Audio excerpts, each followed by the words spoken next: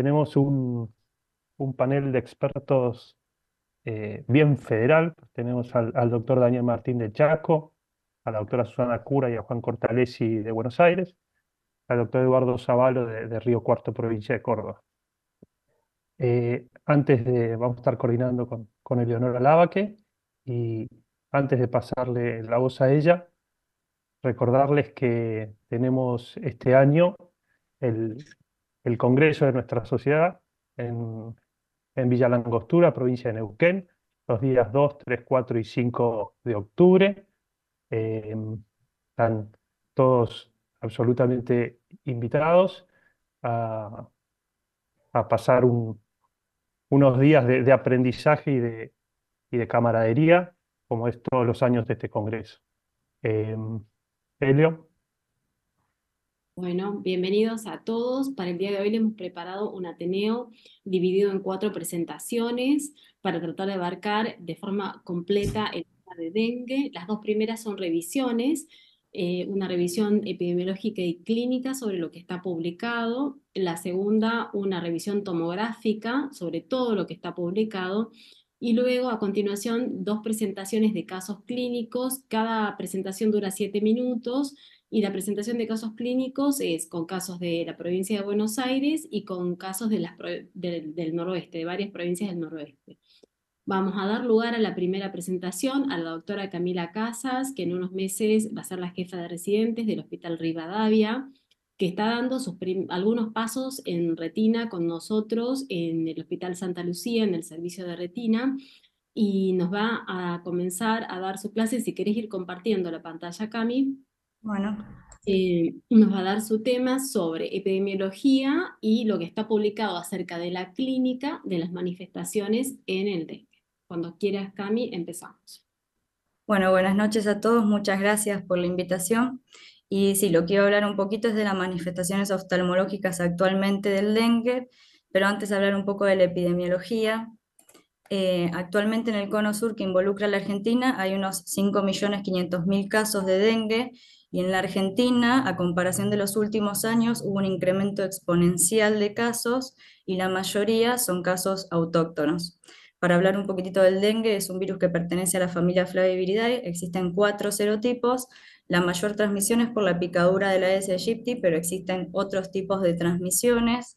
Y en cuanto al virus, es un virus ARN positivo que tiene una envoltura membrana y nucleocápside. Y en cuanto a los síntomas, a partir del inicio de la infección, 5 a 7 días luego, comienzan las manifestaciones clínicas como el dolor muscular, óseo, articular, aunque la mayoría son infecciones asintomáticas, y también se encuentra la manifestación clínica del dengue grave o severo, con las manifestaciones hemorrágicas o de shock hipovolémico, cuyos síntomas, además de los previos, son el dolor abdominal intenso, hemorragias en las encías o nariz, o los vómitos o heces con sangre.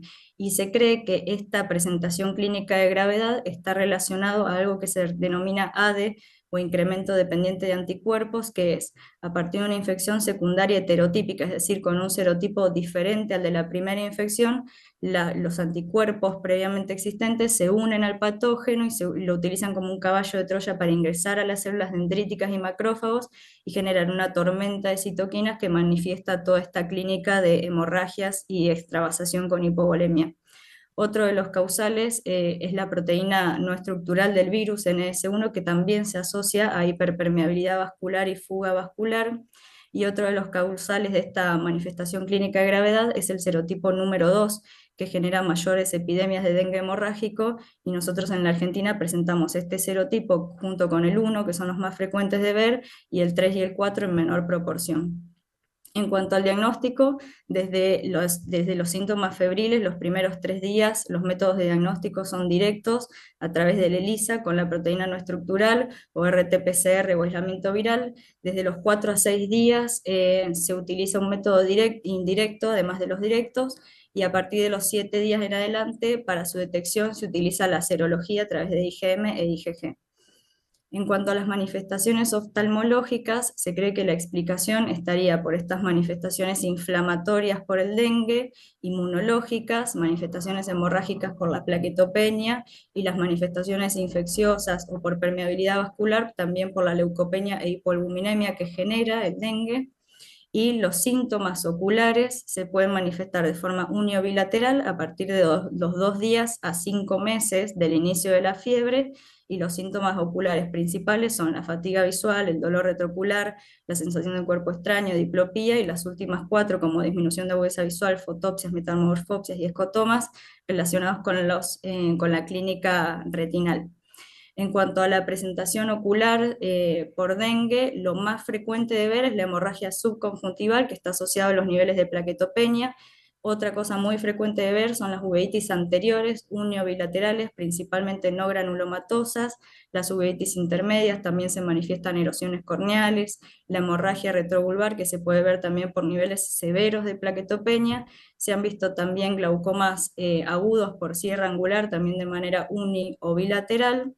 Y en cuanto a las manifestaciones maculares específicamente, lo más frecuente de ver es el edema macular cistodio difuso. En segundo lugar, lo más frecuente de ver son las hemorragias maculares. Y otro hallazgo muy frecuente de ver y característico del dengue es lo que se denomina foveolitis, que se cree que es por un déficit del flujo de los plexos capilares profundos que genera una alteración de la retina neurosensorial externa y daño a nivel de la unión de los segmentos internos y externos de los fotorreceptores, que se manifiesta como placas amarillentas con estrías foveolares, asociado o no a hemorragias, exudados y edema en el área foveolar. Otro de los reportes que se hallaron es lo que se denomina la neuroretinopatía macular aguda, que es, además de la foveolitis, se le suma la vitreitis e inflamación del nervio óptico, y actualmente el doctor Rudzinski con su equipo en el último congreso presentó un póster en lo que evaluaron 8 pacientes que, además de la foveolitis y los hallazgos previamente mencionados, detectaron una afectación a nivel de las capas internas de la retina, a nivel de las fibras nerviosas, y se creería que es por el aumento de la permeabilidad de la barrera hematocular que permite el paso de anticuerpos y daño en los axones, que también sería la explicación de por qué el dengue genera los episodios de encefalitis y Guillain-Barré en diferentes casos. Otra de las manifestaciones que se pueden ver son las oclusiones vasculares, que pueden ser venosas o arteriales, centrales o de rama, asociado a edema macular, foveolitis y vasculitis retiniana. También se pueden ver episodios de uveitis posterior con un amplio espectro, como puede ser la retinitis, corioretinitis, las vasculitis, como mencioné previamente, y lo que es a nivel de las corioretinitis pueden darse de forma focal o multifocal, y cuando se resuelven generan cicatrices atróficas de manera numular, como se ven en las imágenes. Y hay un reporte de caso brasilero de una neuroretinitis bilateral secundaria a dengue, que además presentaba, bueno, la clínica completa de vitreitis, papilitis y estrella macular con DR seroso. Otras manifestaciones un poco menos frecuentes de ver fueron 2 reportes de caso de panoftalmitis, pero fueron secundarias a infecciones bacterianas en el transcurso de la infección por dengue, y se pueden ver otras hemorragias menos frecuentes, como las hemorragias vítreas, que se relacionan con niveles de plaquetopenia un poco más severos. Y otra cosa muy importante de ver son las manifestaciones neurooftalmológicas, dentro de las cuales las más frecuentes es la parálisis del sexto par, la neuritis óptica y la neuromielitis óptica, en la que se reportaron 2 casos. Y en cuanto al tratamiento, actualmente no hay ningún ensayo clínico en donde se vea algún tratamiento eficaz. La mayoría de los reportes lo que optaron fue por la observación o el tratamiento sistémico con corticoides tópicos o endovenosos, en donde se vio una resolución parcial o completa a los meses de evolución. Así que bueno, muchas gracias. Excelente, Cami, gracias por respetar los tiempos. Dejamos de compartir pantalla. Si tienen alguna pregunta, y si no, Santi, continuamos con la siguiente revisión. Ok, bueno, vamos entonces a ver la presentación de, bueno, Camila no, Camila Chacrón no necesita presentación, la super conocemos todos, entrerriana, especialista en retina clínica y súper especialista en imágenes de retina. Cami, te escuchamos. Hola, ¿qué tal? Buenas tardes a todos. Muchas gracias por la invitación. Excelente presentación. Felicitaciones a mi tocaya Camila, muy linda, muy completa. Y bueno, yo voy a hablar de las manifestaciones tomográficas, ampliando un poquito de lo que mostró Camila. Entonces, la idea es que con esta charla podamos enumerar y describir las manifestaciones tomográficas principales que encontramos en pacientes con compromiso ocular por dengue. Entonces, dentro de las manifestaciones oculares descritas, no, digamos, hay muchas revisiones de casos o casos retrospectivos, y un poco hablamos de lo que está descrito en la literatura, ¿no es cierto? Yo personalmente no he tenido casos, pero se habla de la maculopatía asociada al dengue, que se presenta en un 10% de los casos, que tiene manifestaciones a nivel retinal, y la han clasificado en esta publicación del año 2010 en la maculopatía tipo 1, que cursa con un engrosamiento retinal difuso a nivel foveal, que se da en un 44% de los casos, la tipo 2, que cursa con edema cistoide y disrupción de la capa de fotorreceptores, que es un poco menos frecuente, del 21% de los casos, y la tipo 3, que es la presencia de foveolitis, ¿sí? Que cursa con hiperreflectividad de las capas retinales externas, y está dentro de esta la neuroretinopatía macular aguda, que se da en un 33,8% de los casos. Entonces, la maculopatía asociada al dengue tipo 1 cursa con engrosamiento difuso a nivel foveal o paracentral y se puede llegar a perder el contorno foveolar. Tiene buen pronóstico visual, puede ser un hallazgo dentro del estudio del paciente, y tiene buen pronóstico, como le decía, y puede cursar con algo de visión borrosa y un escotoma relativo. La maculopatía asociada a dengue tipo 2, según la clasificación tomográfica, cursa con edema cistoides, que puede tener estriaciones verticales. Fíjense que esta es al cuarto día post inicio de la fiebre por dengue, que tuvo una leve mejoría con reducción del edema, y hacia los 2 meses hubo una reabsorción completa del edema, dejando reducción de la capa de fotorreceptores con disrupciones a nivel de la zona elipsoidal, a nivel de las capas más externas. Y el edema cistoide puede tener esas septas horizontales o verticales con esos espacios cistoideos, que es por prolongación de los axones de las células de Müller.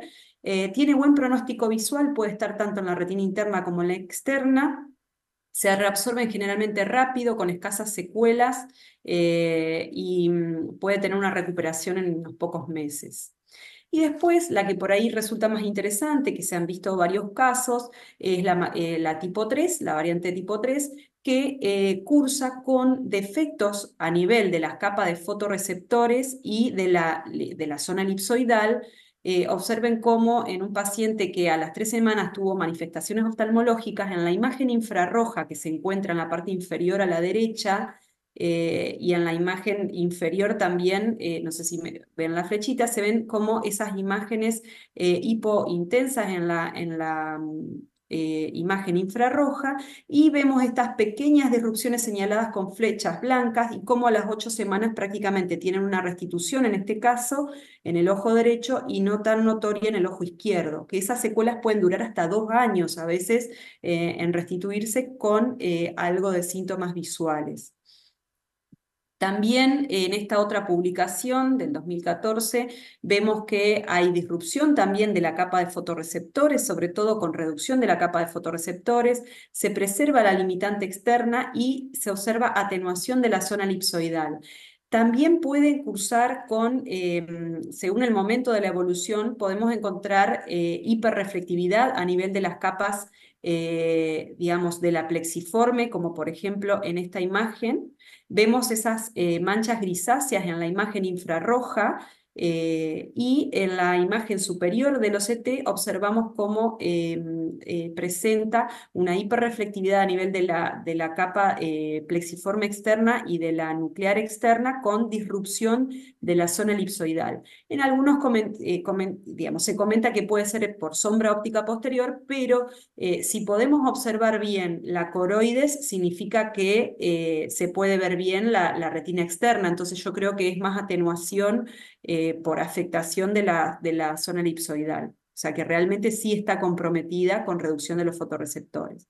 Aquí vemos otro ejemplo, cómo hay disminución de la capa de fotorreceptores, y también se pueden observar estas, digamos, lesiones hiperreflectivas a nivel de las capas más internas, con compromiso a nivel de la hiperreflectividad a nivel de la capa de fotorreceptores, en este caso en la fóvea, ¿sí? Y en este corte más inferior vemos como hay disrupción también de la zona elipsoidal y de la zona de interdigitación y de la limitante externa. En esta otra publicación que es, digamos que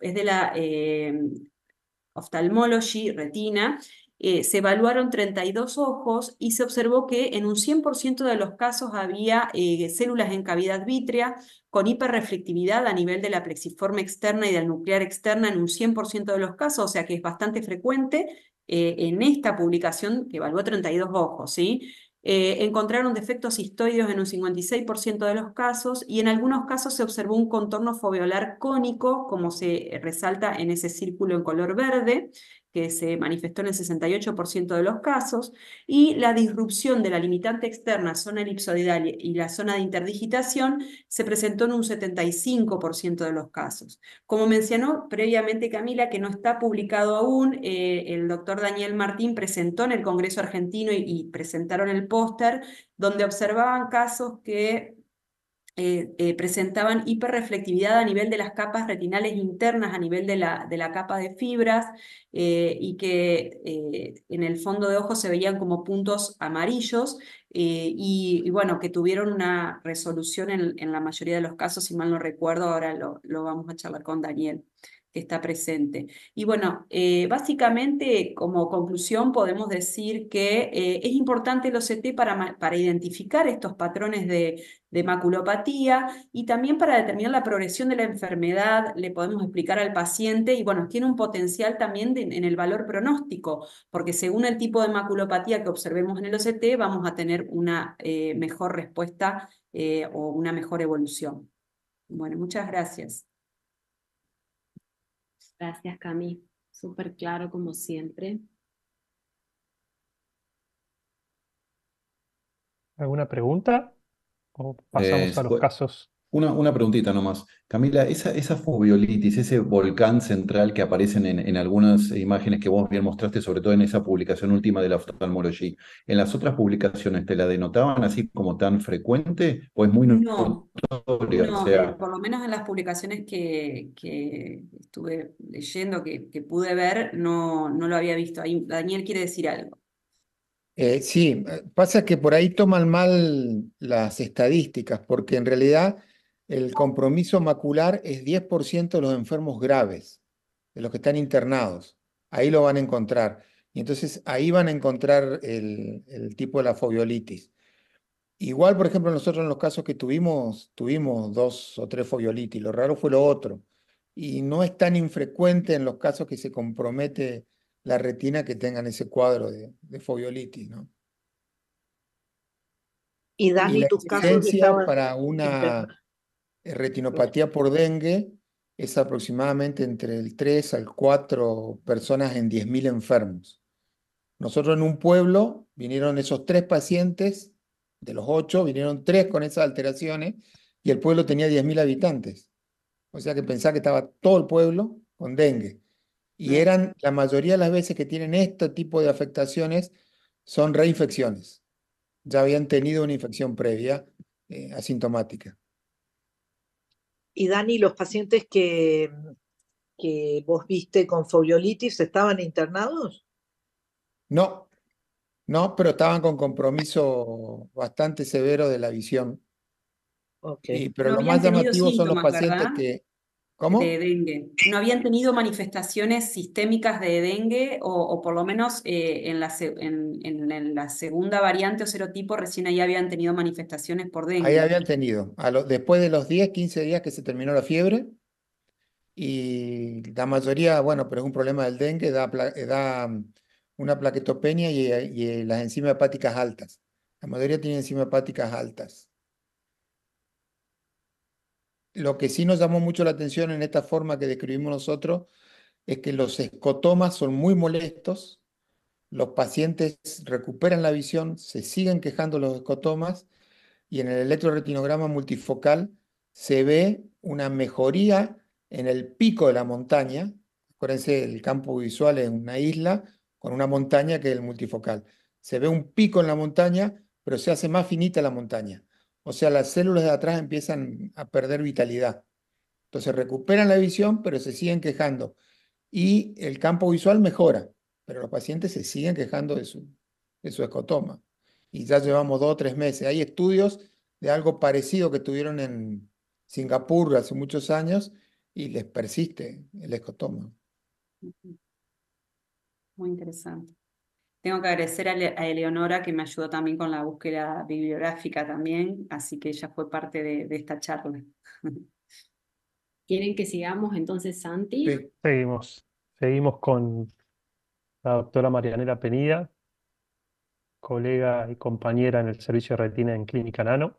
Así que, Mari, compartí la presentación.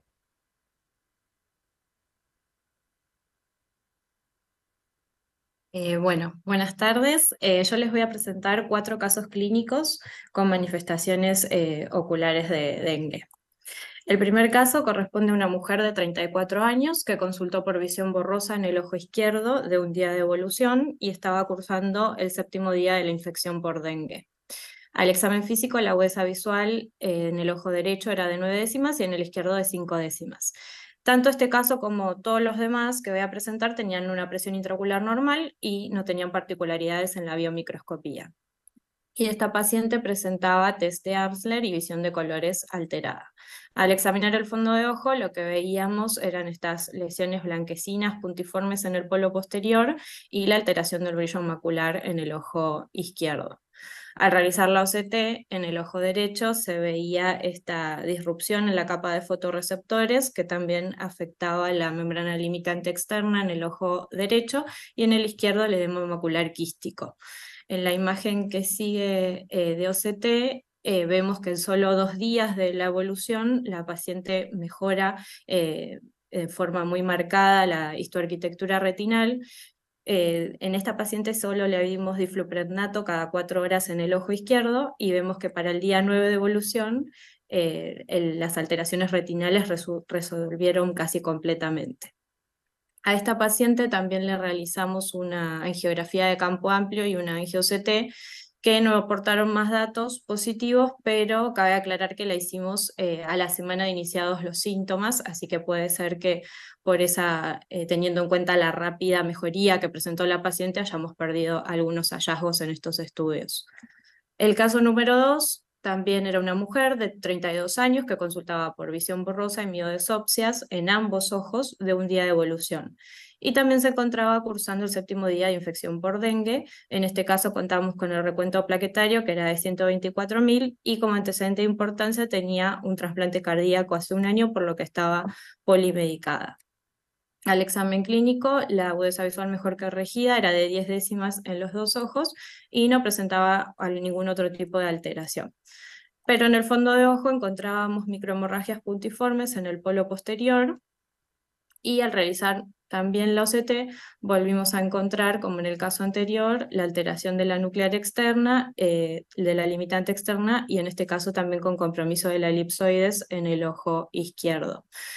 Lamentablemente esta paciente no concurrió a los controles, así que no tenemos las imágenes comparativas de la evolución.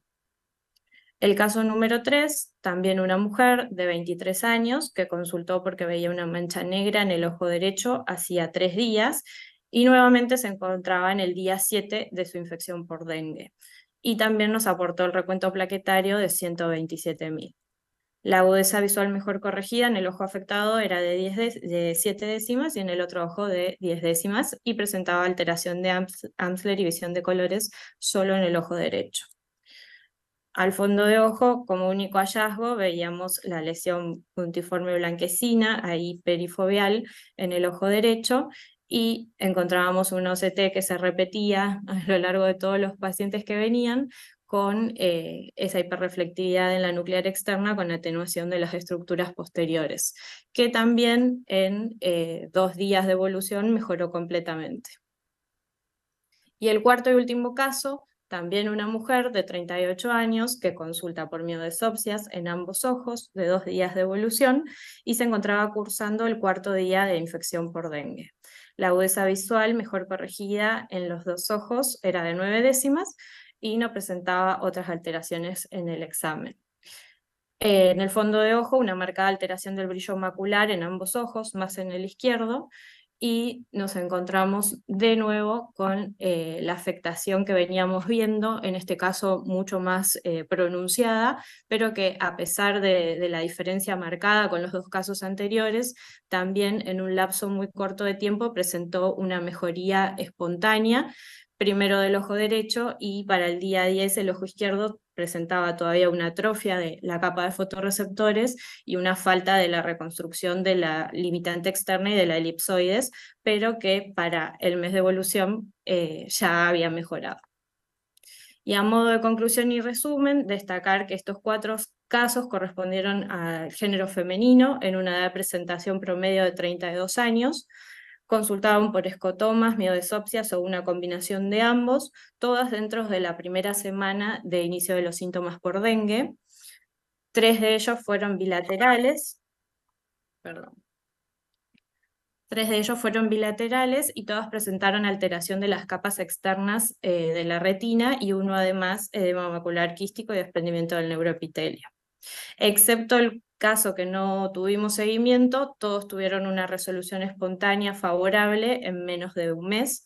Y bueno, nos queda evaluar a estos pacientes con las secuelas que puedan llegar a presentar, que como bien dijeron anteriormente, casi todos se están quejando de los escotomas, a pesar de que los campos visuales también fueron mejorando. Muchas gracias. Excelente, Marianela, muchas gracias. Te voy haciendo 2 preguntitas. Uno para todos los oyentes, ¿por qué decidieron elegir difluprednato, que no es tan, o sea, una gota para tratar la retina? Eso para que nos lo expliquen más que nada para los oyentes. Y después, ¿hay alguna, esto para todos, ¿hay alguna relación entre la severidad del cuadro del dengue y la presentación oftalmológica, o solo nos interesa saber el antecedente? ¿Hay alguna, puede ser un dengue muy, muy leve desde el punto de vista sistémico y tener manifestaciones oftalmológicas, y a la inversa ser muy, muy grave y lo mismo tenerlas, o no hay relación, solamente la positividad de los estudios?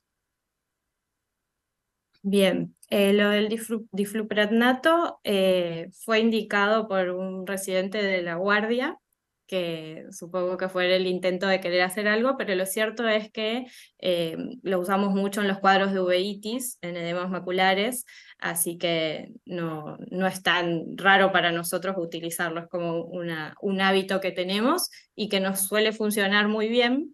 En este caso no sabemos si fue por el difluprednato, seguramente fue porque el cuadro evolucionó espontáneamente bien, como en todos, pero bueno, esa fue la razón.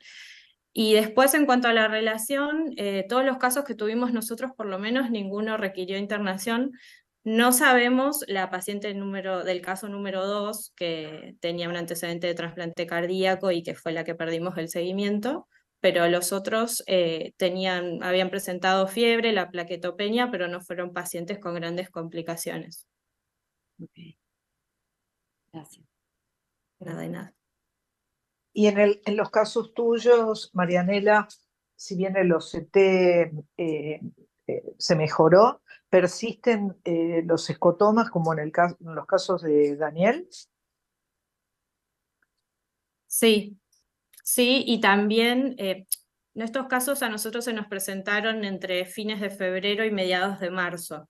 No tenemos tanto tiempo de la evolución, pero sí a 2 de estas pacientes se les hizo campo visual que presentaba los escotomas, y ahora se les hicieron nuevos campos visuales donde estaban un poco mejor, pero una se siente mejor, pero todavía refiere a los escotomas, y hay otra que dice que está peor que antes y le molesta mucho los escotomas, se queja mucho de eso. Ok, muchas gracias.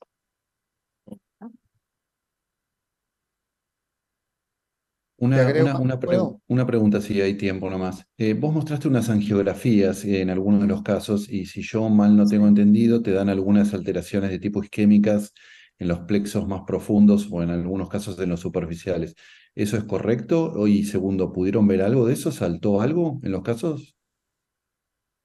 Sí, hicimos angiografía y angio-CT de uno solo de los casos, que fue el primero, que fue el que presentaba el edema macular quístico en uno de los dos ojos, pero no obtuvimos ningún dato positivo de esos estudios, pero como puse en la presentación, lo pudimos hacer recién a la semana del inicio de los síntomas, y para el día 2 de evolución las OCT estaban casi normales ya, entonces tal vez por eso, Yo pero creo fue que muy rápido la evolución. Daniel puede ayudarnos con eso. Creo que algo de Sí. OCTA. Nosotros tuvimos uno de los casos, presentó en el plexo superficial, pero en un solo sector, presentó una zona de isquemia, que no se terminó de recuperar del todo esa zona, aunque no marcaba ninguna alteración, no marcaba la hiperreflectividad de las otras zonas.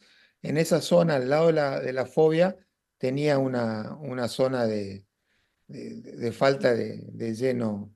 Y lo otro, nosotros los pacientes con escotomas les empezamos a dar corticoides inmunosupresora, porque había dos que tenían edema del nervio y uno tenía compromiso en el potencial occipital.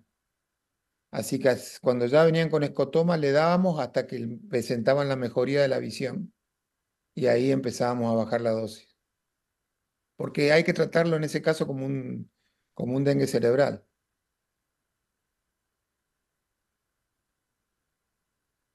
Bien, gracias.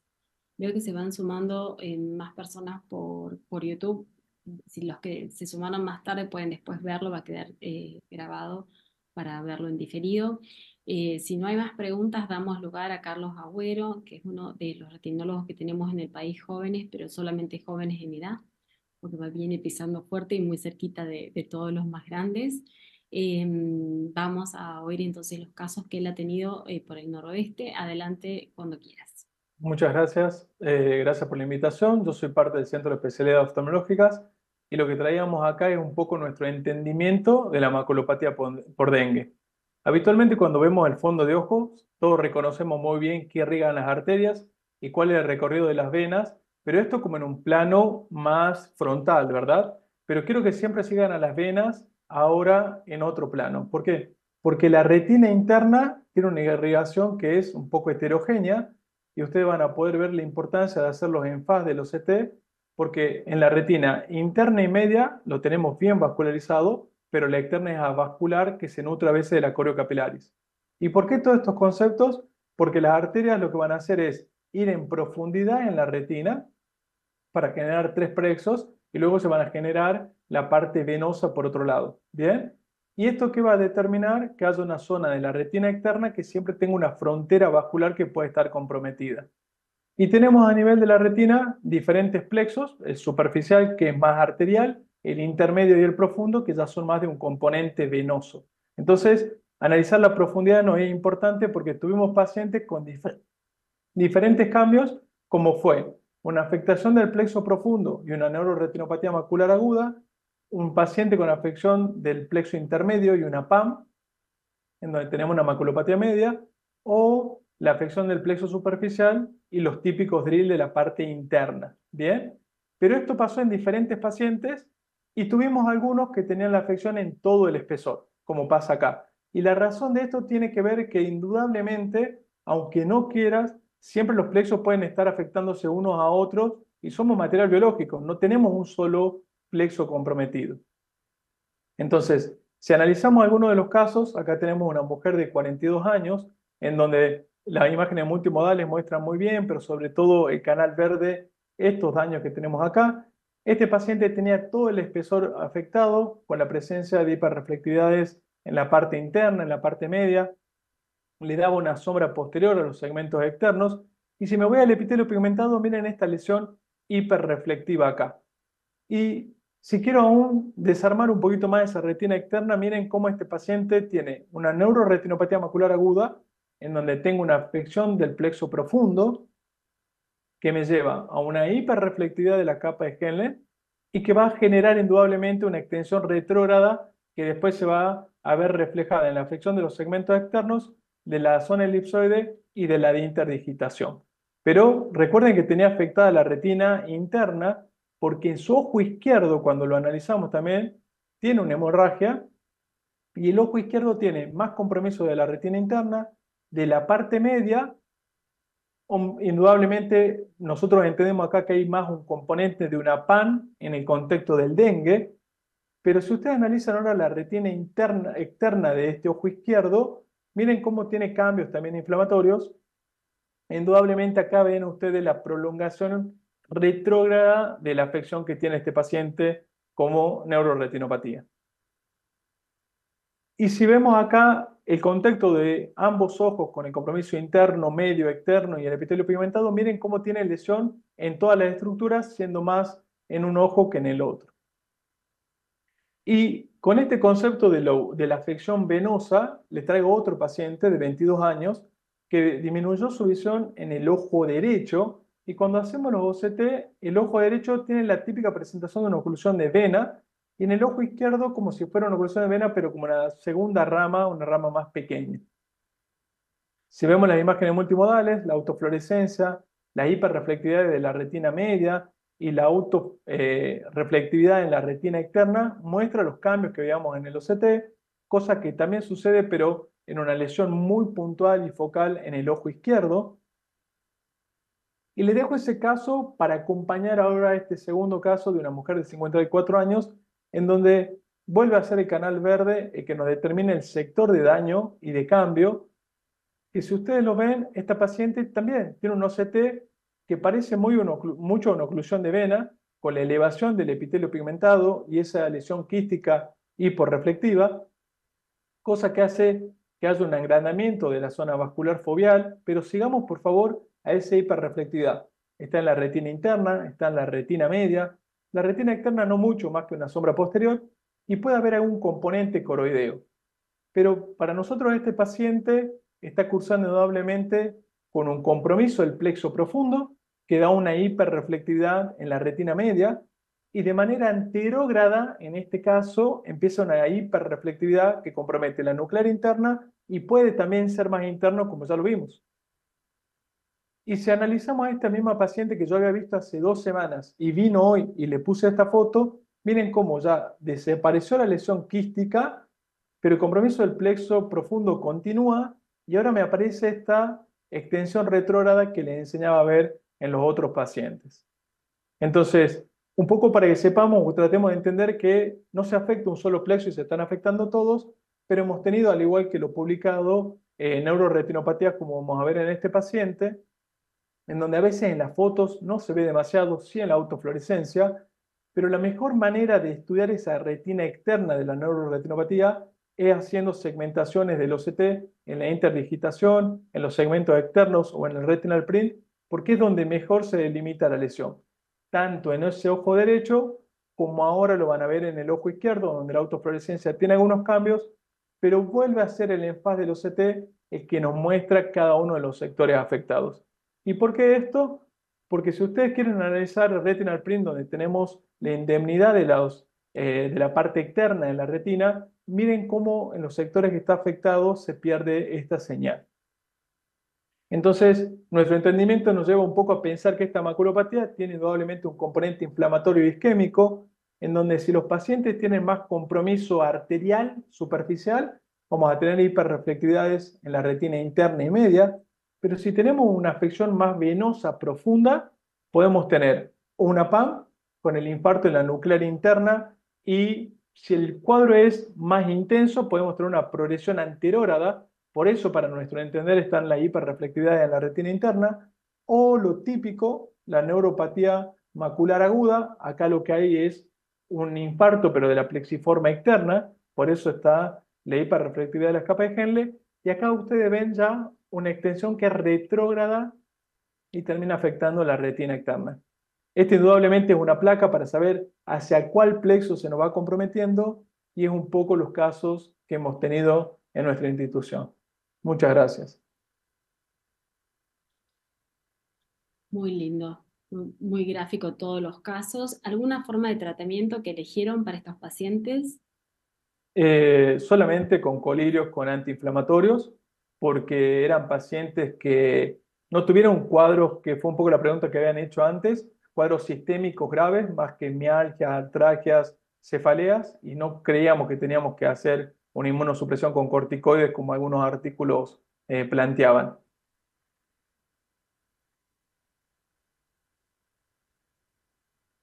Te hago una pregunta, Carlos. Muy buena la Sí. presentación, muy lindas las imágenes. ¿Vos crees que esos escotomas que quedan o esos defectos de visión pueden estar muy relacionados con esa isquemia en los plexos profundos que vos mostrabas ahí?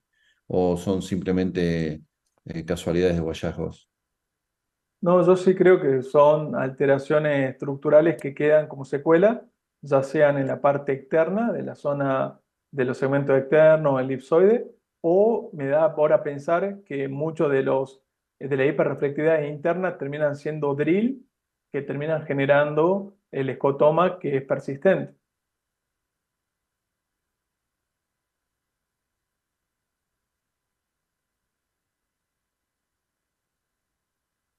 Los casos han estado muy representativos de la patología. Si en el canal de YouTube que los veo activos en el chat quieren hacer alguna pregunta, este es el momento.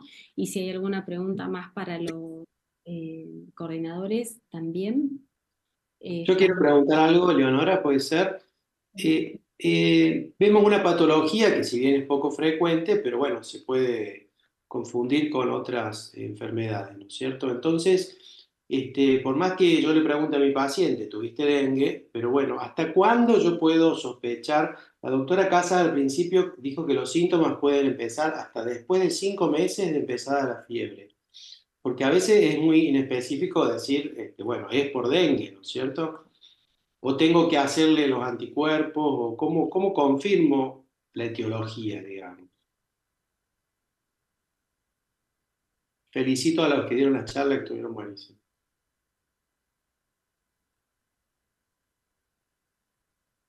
Hasta que alguno tome la palabra, yo paso así como un avisito. En el único caso que tuve yo, el paciente, como fue los que presentaron, en cuanto cursó el dengue, le bajó la visión. O sea, fue asociado a su diagnóstico de dengue y mientras cursaba. Y vino Claro, al hospital muchos después. casos ahí dijeron que fueron los primeros 7 días, ¿cierto? Cursando la enfermedad. Exacto, como que está Yo vivo en asociado. Río Cuarto, Claro. no vi ningún paciente con enfermedad de dengue y manifestaciones oftalmológicas. Pero bueno, acá ha habido poco, en la ciudad de Córdoba ha habido más. Claro, Ok. lo que pasa es que en Buenos Aires fue diferente y pasamos de no verlo prácticamente nunca a que el paciente solo venga a decir, tengo diagnóstico de dengue hace 5 o 7 días Y veo mal. y los síntomas. Entonces la asociación al principio era raro porque no lo habíamos visto, pero realmente digamos, el antecedente fue muy sencillo en Buenos Aires, no sé cómo fue en el resto de las provincias. Acá el problema fue que Em, no tuvimos invierno, no tuvimos ni una helada, nada. El año pasado creo que hubo 3, 4 días que bajó de 10 grados. O sea, es endémico ya hace varios años que tenemos. Y ya este año ya hubo varios casos de coinfección, se llaman, donde un paciente viene infectado con las dos cepas. Y ya se ha muerto uno la semana pasada. En el mismo momento lo picó con el DEN 1 y con el DEN 2.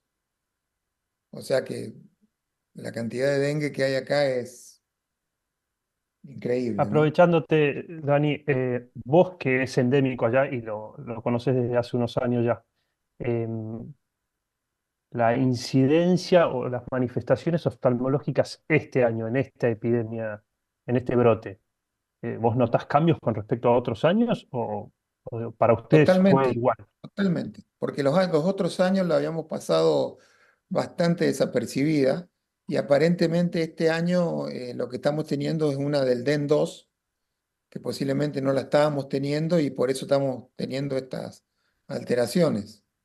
Eh, Rusinski, él la tuvieron algo parecido en el 2020. Ahí tuvieron muchos casos con algunas de estas manifestaciones. Pero este año estuvimos hablando y prácticamente no habían tenido estas manifestaciones como las que vimos nosotros.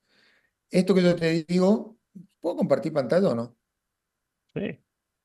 Sí. Te muestro la imagen, a ver si se ve ahí.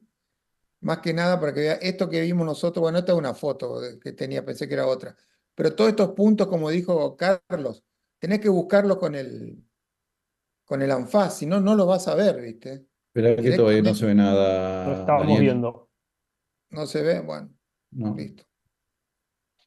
Lo dejo nomás ahí. Compartila, Si no lo compartila de tirás vuelta en si el lo anfaz, tenés. no lo ves, son múltiples puntitos alrededor de la mácula.